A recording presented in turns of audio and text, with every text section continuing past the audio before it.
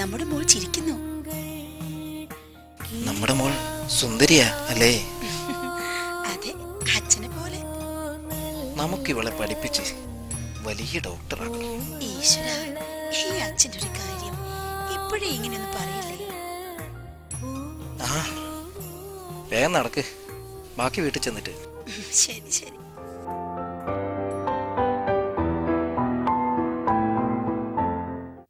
പത്രം തുറന്നാൽ കൊലയും കൊള്ളിവെപ്പും മാത്രം. മോളോ, ഇത് മുഴുവൻ പൊടിച്ചിട്ട് പോകുമോ? എടീ, മോള് ഇതുവരെ റെഡിയായില്ലേ? മോളിനെ ഞാൻ ഒരുക്കുവാ. പെട്ടെന്നാകട്ടെ, സ്കൂൾ ബസ് ഇപ്പോ വരും. നിങ്ങൾ പിഴയ്ക്കാതിരിക്കും മനുഷ്യ.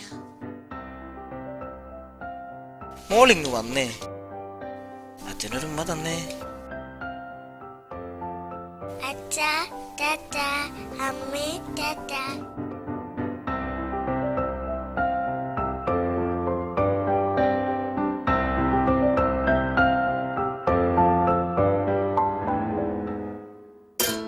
മോളെ, കോളേജിൽ വൈകിട്ട് വരെ ഇരിക്കുന്നതല്ലേ, ഇനി ഉച്ചക്കല്ലേ വല്ലതും കഴിക്കും. എനിക്ക് മതി അമ്മേ, സമയമില്ല, ബസ് ഇപ്പോൾ വരും. അച്ഛാ, പൈസ തന്നില്ല. മോളെ, സൂക്ഷിച്ചു പോണേ. ഈശ്വര, എന്റെ കുട്ടിയെ കാത്തുകൊള്ളണേ.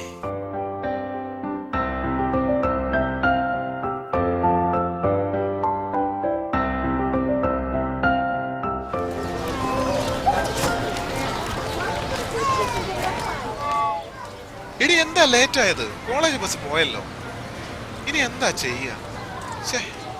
ഏതെങ്കിലും ബസ്സിന് കൈ കാണിച്ച് നോക്കാം, നിർത്തിയാൽ രക്ഷപ്പെട്ടു. ഒരു ബസ് വരുന്നുണ്ട്, കൈ കാണിച്ച് നോക്കാം. ബസ് നിർത്തി, ഓടി വാ.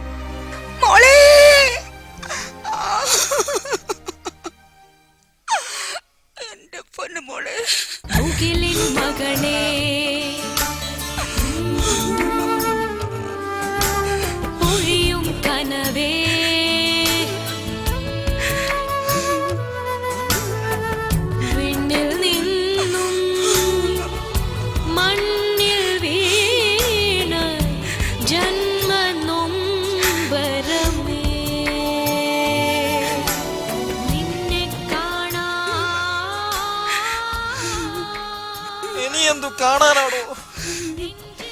എനിക്ക് കാണണ്ട, കാണണ്ട. എല്ലാ മോഹങ്ങളും നശിച്ചില്ലേ?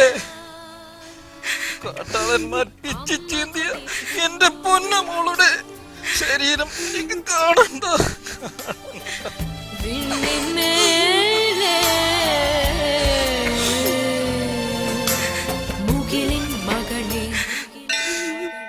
ഓരോ ഭാരതീയനും ഒന്ന് ചിന്തിക്കുക, നിങ്ങൾക്കും ഇതുപോലെ കണ്ണീരൊഴുക്കുന്ന മാതാപിതാക്കൾ ഉണ്ടാവാം. തെറ്റുകൾ ചെയ്യാതിരിക്കാൻ നിങ്ങൾക്ക് ഇതൊരു പ്രേരണയാണെങ്കിൽ ഞങ്ങൾ തികച്ചും സന്തുഷ്ടരാണ്. അവരുടെ കണ്ണുനീർ നമ്മൾ കാണാതിരിക്കരുത്. നമ്മുടെ സൗഹൃദം ഇതിനെ അംഗീകരിക്കുകയുമില്ല. തെറ്റു ചെയ്തവൻ ശിക്ഷിക്കപ്പെടണം. ഈ വിപത്തിനെ നമ്മുടെ ഭാരതത്തിൽ നിന്നും തുടച്ചു നീക്കാം. നമ്മുടെ ഈ സൗഹൃദം തികച്ചും ഒരു മുതൽക്കൂട്ടാവും.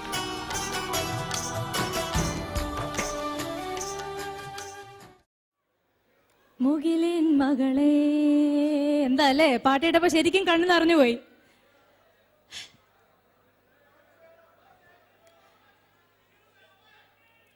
പെമ്മക്കളുള്ള എല്ലാ അപ്പനും അമ്മയും അനുഭവിക്കുന്ന ഒരു വേദന തന്നെയായിരിക്കും. സോറി.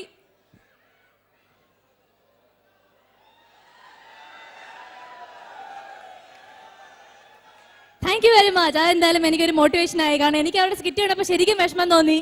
അല്ലേ, അങ്ങനെ ഒരു അവസ്ഥ വരുന്ന ഒരു കുടുംബത്തിൽ എന്തായിരിക്കും?